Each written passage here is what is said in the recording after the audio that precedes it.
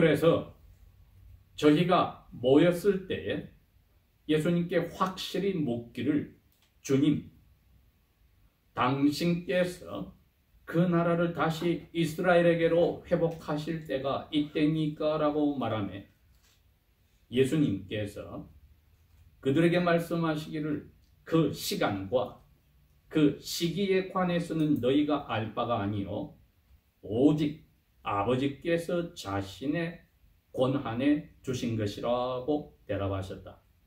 오직 성령님께서 너희에게 오시면 너희는 권능을 받아서, 즉 힘을 얻어서 예루살렘과 온 유대주와 사마리아와 땅 끝까지, 즉 지구의 끝까지 나의 증인들이 될 것이니라.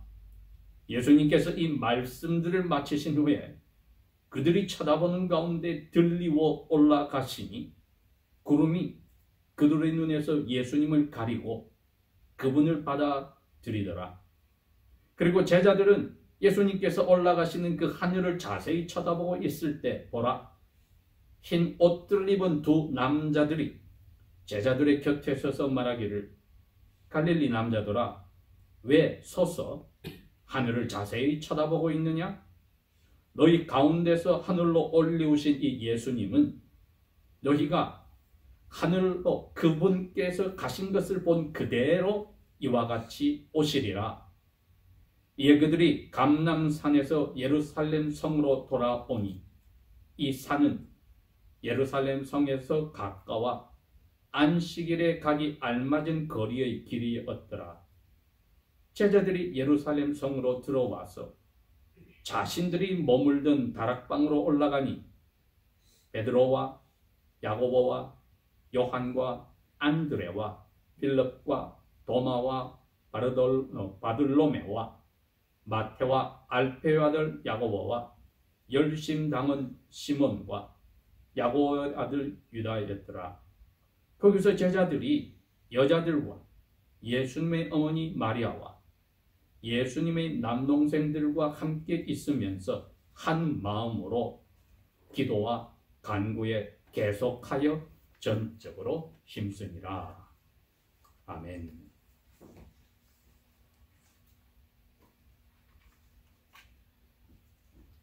예수님께서 부활하신 주일 새벽부터 주일 저녁까지 많이 바쁘셨는데 그것을 자세히 기록한 사람은 사도 요한이고 또 여기 있는 닥터 누가입니다. 닥터 누가가 자기가 쓴 마지막 책 끝부분 그 24장 44절에서 49절을 읽어보면 부활하신 날 저녁에 제자들에게 이렇게 이야기했습니다. 내가 너희들하고 죽기 전에 살아있을 때에 말해준 거 다른 게 아니야. 모세율법이나 선지자들의 한 이야기나 시편에서 나에 관해서 한 이야기들이 다 이루어져야 된다고 말하지 않았니? 그러면서 그들의 마음의 눈을 열어서 성경을 다시 가르쳐 주었습니다. 그리스도께서 사흘 만에 죽은 자들 가운데서 살아나야 한다.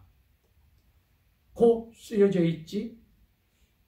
그렇게 해서 죄를 용서한다는 회개가 그리스도 이름으로 온 세계 민족들에게 전파되어야 하는데 여기 예루살렘에서부터 그래야 돼. 그리고 제자들은 너희들이야말로 이 모든 일의 증인들이야. 보라, 내 아버지께서 너희들에게 약속하신 것을 내가 보내줄 것인데 너희들은 위로부터 그 힘을 덧입을 때까지 이 예루살렘 도시에 머물러 있어라. 부활하신 날 저녁에 이미 제자들에게 이렇게 누가복음 22장 44절에서 48절에 명령을 해주셨습니다. 그 다음에는 예수님이 사라져버렸어요. 그런데 제자들은 무엇을 기억합니까? 여자들의 말을 들은 게 있어요. 갈릴리에 너희들을 불렀던 산에서 만나자 해서 제자들은 이제 다 갈릴리로 예수님을 만나러 갔습니다. 예수님이 그 갈릴리에서 제자들을 만났습니다. 그건 마태복음 28장에 자세히 설명이 나와 있습니다. 거기에 나타나서 제자들에게 이야기합니다. 하늘과 땅에 있는 그 힘을 내가 아버지께로 다 받았어. 이제 너희들에게 내가 명령하는데 너희들은 가라. 거기 가서 모든 나라의 민족들의 사람들에게서 제자들을 만들어내라. 어떻게 만들어내느냐? 아버지와 아들과 성령의 이름으로 그들에게 세례를 주면서 가르쳐야 돼. 뭐라고? 내가 너희들에게 명령해 줬던 거 하나도 빠뜨리지 말고 그거 다 가르치면서 이거 지키라고 명령을 해. 그게 제자를 만들으라는 뜻이었습니다. 그게 28장 19절과 20절입니다. 그러면서 예수님이 내가 너희와 계속 이 세대가 끝날 때까지 함께 있을 거야. 오늘 사도행전 1장 6절에 있는 말씀은 바로 그 말씀을 하신 후에 다시 40일 가까이 예수님은 제자들에게 한 번 정도 더 나타나시고 약 500명 정도 되는 제자들과 함께 나타나신 후에는 예루살렘 성에서 마지막으로 제자들을 만났습니다. 오늘은 이 마지막으로 만난 장면입니다. 예루살렘은 성전이 동쪽에서 남쪽을 향해 문이 열려 있는데 그 동남쪽 성 밖에 골짜기를 지나면 왼쪽 편에 있는 것이 감람산입니다. 그 감람산의 예루살렘 맞은편 허리에 있는 도시 이름이 베단입니다. 예수님이 베다니까지 제자들하고 같이 갔다고 했습니다. 그러면서 오늘 제자들에게 하신 이야기입니다. 4절 사도들과 함께 모이셔서 그들에게 명령하시기를 예루살렘을 떠나지 말고 너희가 내게서 들었던 명령대로 아버지의 약속하신 것 즉 성령님이 오시기를 기다리라 하셨으니 곧 주님께서 말씀하시기를 너희는 참으로 요한은 물로 세례를 주었으나 너희는 여러 날이 못되어 성령님으로 세례를 받으리라 하셨더라. 이제 이들이 예수님에게 물었습니다. 베다니에서 주님, 이제 주님이 부활하셔서 하나님이란 것을 나타내셨으니까 이제 하나님 나라를 우리 이스라엘에게 주셔서 우리가 전 세계에서 1등 나라가 되어야 되는 거 언제 그렇게 이루어집니까? 이렇게 질문을 하였습니다. 예수님은 이날 이제 하늘로 가시고 제자들을 남겨둬야 되는데 예수님의 제자들은 이렇게 예수님에게 질문을 합니다. 예수님이 돌아가시기 전에는 희망을 가지고 유월절을 지키러 예루살렘으로 갔다가 예수님이 돌아가시니까 다 자기 목숨 위해서 도망을 갔다가 희망이 끊어졌다가 사흘 후에 예수님이 다시 살아나시고 자기들과 40일 동안에 여러 번 나타나시고 해서 이제 희망이 점점 커지니까 예수님이 그런 겁니다. 예수님, 하나님 나라 우리 조상들이 근 1800년 동안 기다리는 그 하나님 나라 이제 우리 이스라엘에게 주님이 주실 거 아니에요? 죽었다가 살아나신 것을 사람들이 나타내면 이 전 세계는 뭐 로마 제국이고 황제고 다 예수님한테 꼼짝 못해서 하나님 나라가 이제 우리 이스라엘에 이루어지지 않아요? 구약 선지자들이 말한 그 하나님 나라가 우리에게 이루어져서 우리가 전 세계 선교사를 파송하고 그들을 우리에게 와서 절을 하고 그렇게 돼야 되지 않아요? 여러분, 이 생각이 성령님이 들어오시기 전에는 이해가 됩니다. 위로부터 성령님이 오시면 이 생각이 바뀌기 때문에. 그러나 성령님이 그로부터 열흘 후에 오시고 나서는 그렇게 말하는 사람이 없어졌습니다. 제자들은. 그런데 너무나 안타깝게도 2000년이 지난 오늘까지 그리스도인들의 마음속에 이 생각이 아직까지 꽉 들어있다 이겁니다. 누가는 그러한 것을 알기 때문에 성령의 감동으로 이 글을 써놓은 겁니다. 아직까지 성령 받기 전에 제자들과 같은 마음으로 그리스도인의 삶을 사는 사람들이 있다. 그걸 이야기하는 겁니다. 그게 무슨 문제가 있습니까? 당연히 문제가 있지요. 이 제자들이 성령 받기 전에는 왜 사느냐고 물으면 답이 그렇습니다. 주님을 왕으로 모시고 전 세계 1등 국가로서 전 세계에서 사람들이 우리 성전에 와서 하나님을 예배할 때 우리는 제사장처럼 떵떵거리고 사는, 지금까지 억눌리고 근 800년 동안 억눌리고 살던 거 드디어 복수하고 보상받는 날입니다. 혹시 예수 믿어서 예수 무당을 만들어서 우리가 잘 먹고 잘 살고 우리 기도대로 척척 이루어져서 사람들한테 칭찬받고 자랑하고 그 맛으로 살겠다 하는 신앙인과 차이가 뭐가 있습니까? 오히려 이 제자들보다 우리가 못합니다. 왜? 우리는 성령님이 오시고 떠나지 않고 우리의 영혼을 하나님 아들 딸로 바꿔주시고 그리스도의 제자가 됐는데 어때 생각은 성령 받기 전에 이분들과 같이 살고 있냐 질문할 수 있지 않습니까? 그 제자들에게 예수님이 왜 사냐고 그때 물었으면은 그렇게 세상에 가득 찬 생각으로 이야기했을 겁니다. 사도 요한도 사도 베드로도 안드레도 야고보도 다 생각이 있었을 겁니다. 성령 오시기 전이니까요. 그러나 예수님은 그대로 그들을 둘 수 없으니 대답을 이렇게 합니다. 7절에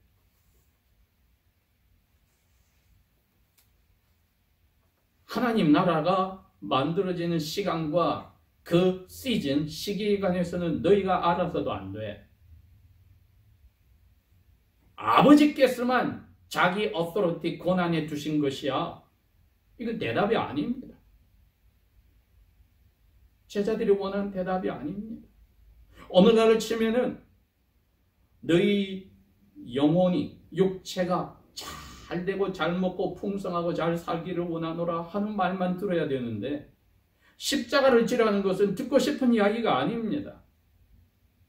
그러나 8절에 예수님이 계속해서 이야기했습니다. 성령님께서 오직 너에게 오시면 너희는 힘을 얻어서 예루살렘과 온 유대와 너희들이 원수보다도 더 미워하는 사마리아에 가서도 그리고 전 세계 끝까지 지구 끝까지 가서 너희들은 왜 사느냐고 물으면 이 답을 해야 돼. 나의 증인들이 돼야 돼.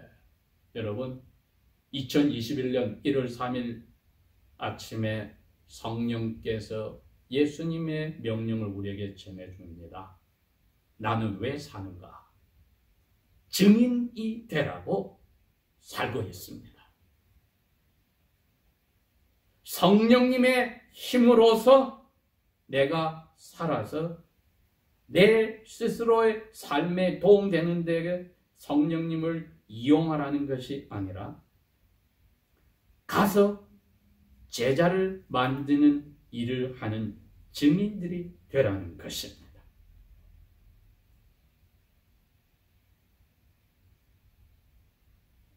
제일 그들이 들어야 될 말이니까 그들이 정신이 번쩍 들게 너희들은 왜 지금 살아?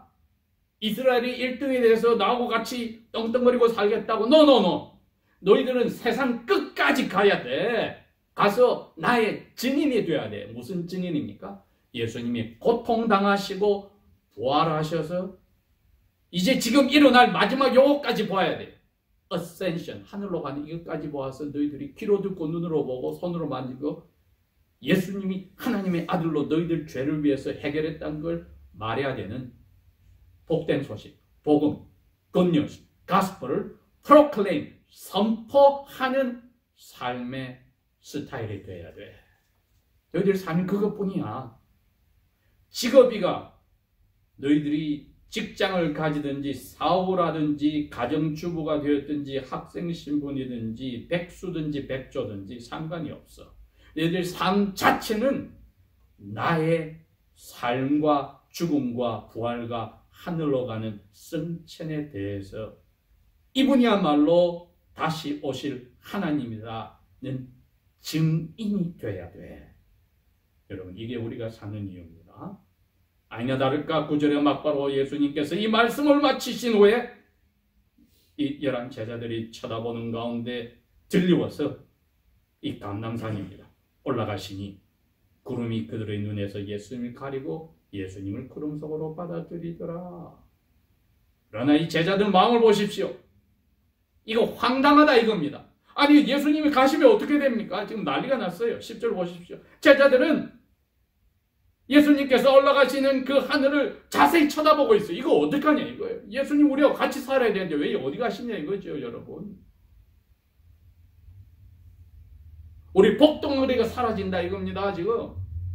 우리가 잘 먹고 잘 살고 존경받고 자랑하는 그 지금까지 지긋지긋하게 지난 근 750년 동안에 외국의 세력에 고생하고 포로로 가고 돌아오고 지금도 로마에 갇히고 이 벗어나야 되는데 예수님 어디 가시냐 이겁니다. 21세기를 사는 저희들에게도 주님께서 오늘 누가 이 사도행전을 통하여 그러시는 겁니다. 너희들이 나 예수와 몸과 같이 여기서 으쌰으쌰하고 살기를 원해? 사도 요한이 성령을 받고 나서 깨달아서 이분의 생각이 바뀌었습니다. 얘들아 세상을 사랑하지 마. 우리가 성령 받기 전에 세상을 사랑해서 자랑하고 싶고 잘 먹고 잘 살려고 떵떵거리고 복수하고 싶고 하려고 해서 고생 끝 이제 나기와 하고 예수님 붙잡고 예수님 하늘로 가신 거 보고 기가 찼어. 세상에 있던 걸 또 사랑하지 마. 누구든지 세상을 사랑하면 아버지 사랑이 그 사람에게 없어. 요한 1서 2장 15절에서 17절입니다. 세상에 있는 모든 것들 육신이 원하는 그 정욕과 눈이 원하는 정욕과 유형에 무형에 보이는 보이지 않는 내가 무엇이라고 하는 자랑 이것뿐이야. 이거는 아버지에게서 온 게 아니야. 이건 세상에서 왔어. 그런데 이 세상은 금방 지나가. 세상이 유혹했던 그 정욕들도 지나가. 그러나 아버지의 뜻을 실천하고 지키는 사람은 영원히 살아. 증인의 삶은 바로 그겁니다. 아버지의 뜻을 실천하는 사람들입니다. 세상에 푹 빠져서 하늘로 가는 예수님 보고 어쩔 줄 모르는 성령 받기 전에 제자들의 모습이 되어서는 안 된다는 겁니다. 그들을 깨우쳐주려고 예수님이 너희들은 증인이 되어야 돼. 가서 증인이 되어야 돼. 예루살렘에서 내 덕을 보고 이제 떵떵거리고 잘 먹고 잘 살겠다고 노. 너희들이 원수보다 더 미워하는 사마리아에도 가야 되고 전 세계 다 가야 돼. 그렇게 이야기를 하셨네요. 그러니 얼마나 이들의 마음이 힘들겠습니까? 하나님이 남자 천사 둘을 보내서 옆에 세웠습니다. 정신을 차리라고 이야기하는 겁니다. 갈릴리 남자들아 너희들 왜 하늘을 계속 쳐다보고 있어? 너희들은 지금부터 하늘로 간 모습 그대로 예수님이 오실 텐데 그 사이에 증인이 되라고 조금 전에 말씀하셨잖아. 예수님이 레바 예수님이 증인들이 되라고 하셨잖아. 그거 너희들이 할 일이야. 이제 정신이 번쩍 든 겁니다. 여러분, 우리가 왜 꿈을 꾸기도 하고 환상을 보기도 하고 여러 가지에 대해서 생각을 해서 영적인 체험을 합니까? 증인이 되는데 도움이 되라고 주는 것이지 우리가 십자가 지는 생활 대신에 내 기도 소원 다 이루어져서 나는 혹은 내 가족은 내 부모는 잘 먹고 잘 살겠다. 노. 아닙니다. 여러분. 새해 첫 주일에 다시 한번 성령 받기 전의 제자들의 모습은 우리 머릿속에서 마음에서 사라져야 합니다. 우리의 현재와 미래의 계획에서 사라져야 합니다. 그 대신에 사로잡을 것은 주님이 부활 후에 40일 동안 제자들과 함께 있으면서 하신 것 하나뿐이었습니다. 하나님 나라, 하나님 나라. 왜? 하나님 나라는 말씀이 지배하는 거거든요. 예수님 말씀으로 세상을 6일 동안에 만드셨고 말씀으로 죽은 나사로를 살리시고 나 인생의 과부의 아들을 살리셨는 우리에게도 똑같습니다. 우리 영혼에 예수님이 아버지와 함께 와서 사신다고 약속을 이미 하셨습니다. 그러니 눈에 보이는 몸으로 우리 가운데 계시는 것은 우리에게 도움이 안 됩니다, 여러분. 거꾸로 도움이 안 됩니다. 누구든지 나를 사랑하면은 내 말을 순종해야 돼. 요한복음 14장 23절입니다. 그러면은 그런 사람에게는 내 아버지도 그 사람 사랑할 거야. 그리고 나하고 아버지하고 그 사람 영혼에 와서 우리가 집을 짓고 살 거야. 그게 진짜 하나님 나라입니다, 여러분. 예수님 그 이야기 한 겁니다. 눈에 보이는 거 어리리하게 뭐를 하란 하나님 나라가 아니란 겁니다. 지금 미국 땅에도 유대인과 로만 캐톨릭 신자들이 한 팀이 되고 개신교 신자들이 한 팀이 돼서 지금 백악관을 누가 들어가냐고 싸우고 있습니다. 그 둘 다가 하나님 나라의 도구로 쓰인다는 마음이 아니라 우리가 최고라고 하면 하나님이 기뻐하지 않습니다. 세상과 세상에 속한 것을 사랑하는 타락한 길로 들어갑니다.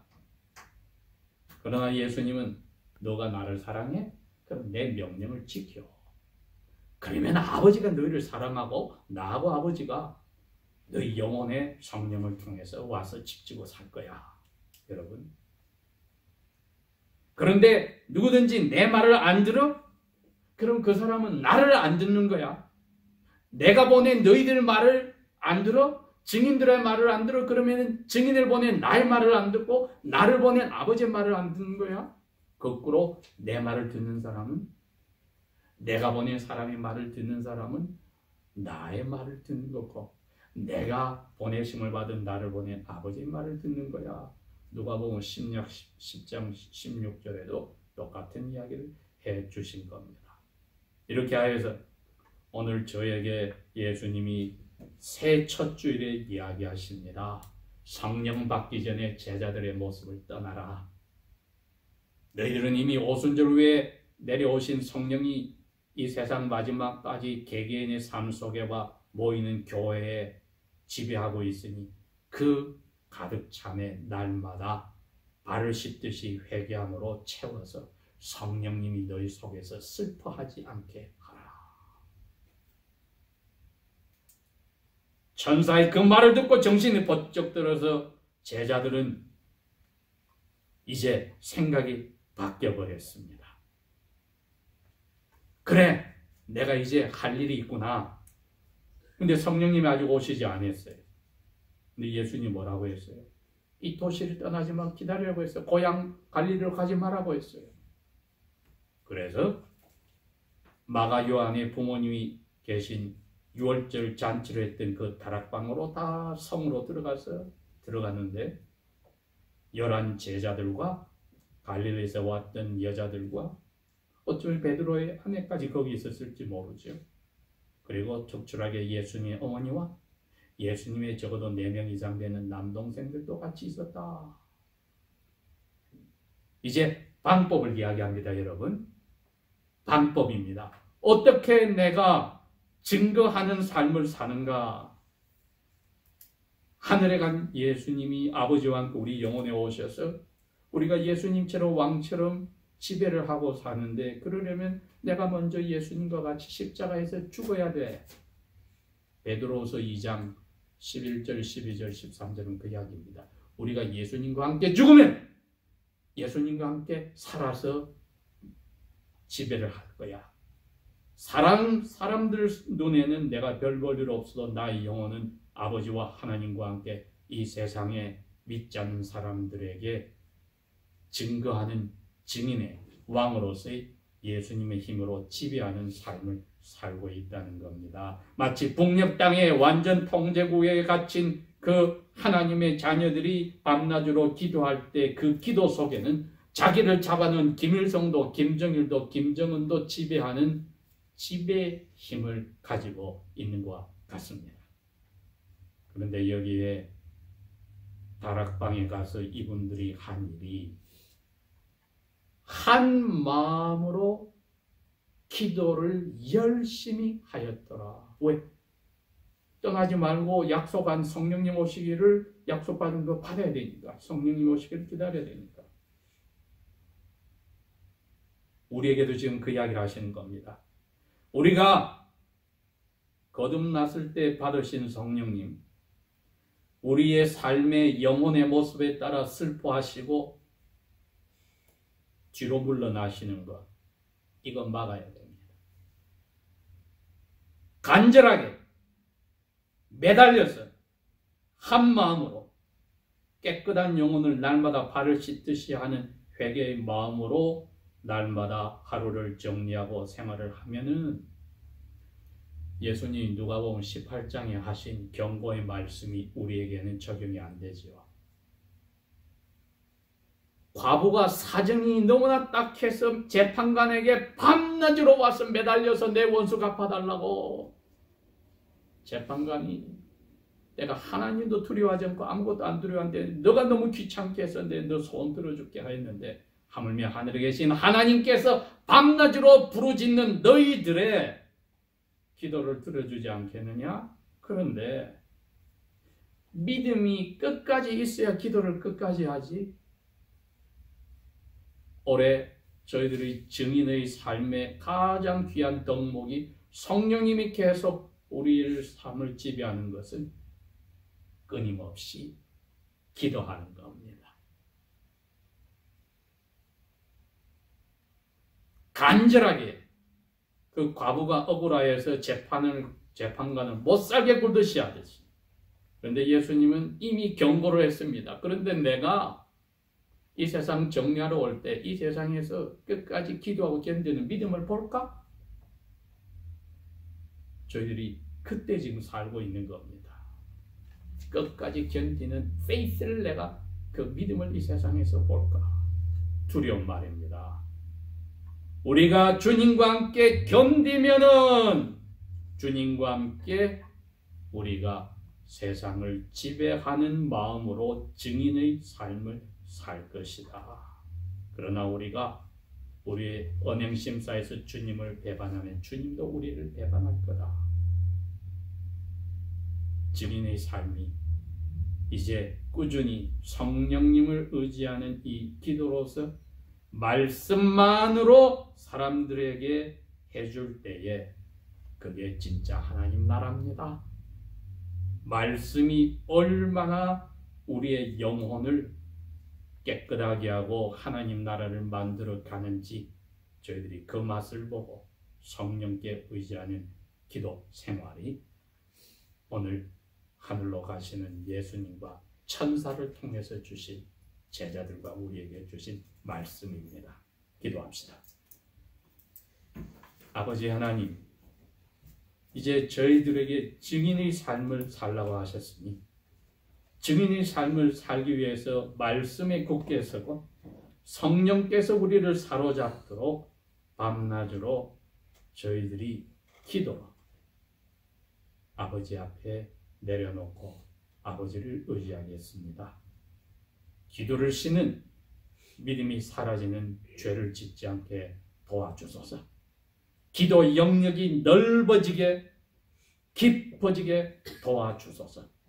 성령께서 슬퍼하고 섭섭해하지 않는 우리의 영혼이 말씀으로 살찌운 은혜의 삶을 살게 하여 주소서. 예수님 이름으로 감사 기도합니다.